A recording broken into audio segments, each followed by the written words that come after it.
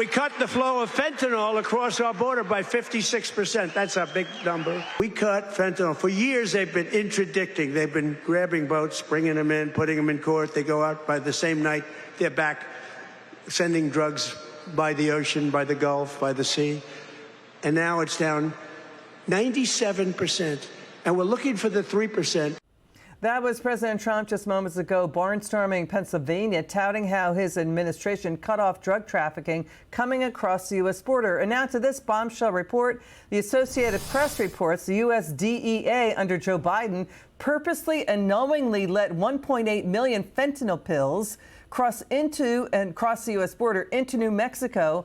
This happened over 2023 to 2025, but the DEA did not seize them. Instead, they retract where they went, the AP reports, in order to build cases against drug traffickers. DEA Special Agent David Howell said to the AP, they, quote, poisoned our community to make cases, and that 100% we got people killed. Joining us now, the co-host of Fox News' Big Weekend show, Tomi Lahren.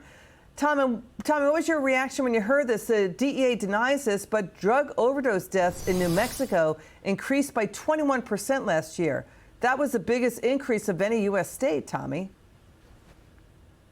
Yeah, and this fentanyl has been poisoning our communities all over this country. So thank goodness we finally have a president that wants to get serious about it, whether he's blowing up the drug boats, he's securing our borders, or he's threatening Mexico and Canada, telling them they better help out in this effort, otherwise they're going to be tariffed. So everything that this president done is taking this issue very seriously, saving American lives. But you saw the past administration, whether it was the wide open border, come one, come all, unvetted people from around the world come into our country and bring whatever with you. That was their mentality. And then you have this report here of these DEA agents saying, hey, we knew that this fentanyl was coming in. We wanted to track it so we could build cases. I understand perhaps the motive behind that. You want to take down the kingpins, but you can't do that at the expense of these communities where these fentanyl and these drugs are coming in. We know how deadly it is. It's one of those things that you can't gamble with people's lives. You saw the uptick in New Mexico, but we're also seeing it even now, the aftermath of that, because although our president is doing such great work,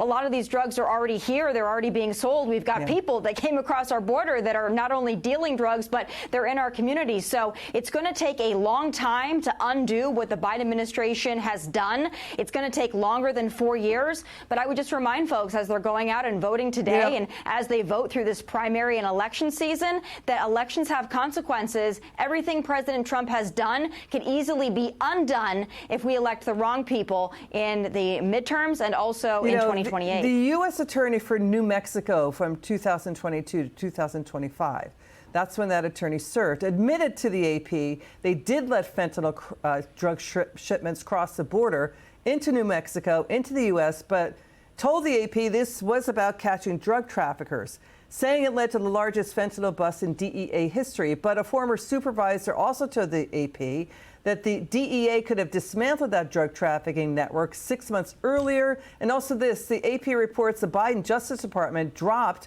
DEA Special Agent Howell's whistleblower complaint about all of this that happened back in 2023. So this is the issue, Tommy. This is the Biden White House just letting these things happen with zero oversight, no oversight. Nobody was really watching how that the drugs fentanyl pouring into New Mexico was being trafficked into the U.S., into U.S. states just to build cases against drug traffickers. They let it happen.